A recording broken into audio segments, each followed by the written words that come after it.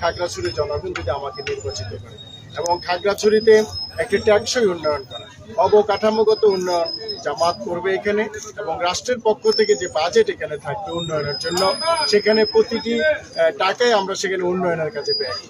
এবং খাগড়াছড়ির জনগণ যদি আমাকে নির্বাচিত করে প্রতি বছরে যে উন্নয়নের জন্য যে বরাদ্দটা খাগড়াছড়িতে আসবে, প্রতি বছরে জনগণকে ডেকে আমরা এই উন্নয়নের হিসাব উপস্থাপন করব যে খাগড়াছড়ি উন্নয়নের জন্য এত টাকা আসছে, এত টাকা উন্নয়নে ব্যয় হয়েছে। এবং আমি বলবো যে জনগণের একটি টাকাও আমি লুটপাট করবো না ইনশাআল্লাহ।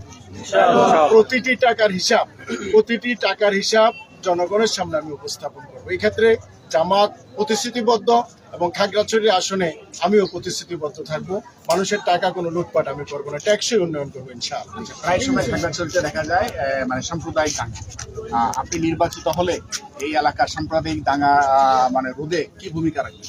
সাম্প্রদায়িক দাঙ্গা রোধে আমি সম্প্রীতির বন্ধন, তার কারণ ওটা আমার। এবং আমি যদি বলি যে যারা মুসলিমদের মাঝে যারা নেতৃত্ব পর্যায়ে আছে, বৌদ্ধদের মাঝে যারা নেতৃত্ব পর্যায়ে আছে, আমাদের অন্যান্য ধর্মের ভাইদের মধ্যে যারা নেতৃত্ব করে, তাদেরকে নিয়ে যদি আমরা একটা কমিটি গঠন করি সকল নেতাদেরকে নিয়ে সাম্প্রদায়িক সম্প্রীতি প্রতিষ্ঠার জন্য, এটা আমার একটা প্রথম সিঁড়ি হবে এবং তাদেরকে একত্রিত করে এই অঞ্চলে যেন কখনোই সাম্প্রদায়িক সম্প্রীতি বিনষ্ট না হয়, এই ক্ষেত্রে আমার থেকে গুরুত্বপূর্ণ ভূমিকা থাকবে এই জাতির জন্য। একটা বিষয়, আপনি যে প্রচারণা করছেন কেমন সাড়া পাচ্ছেন? যে ধন্যবাদ।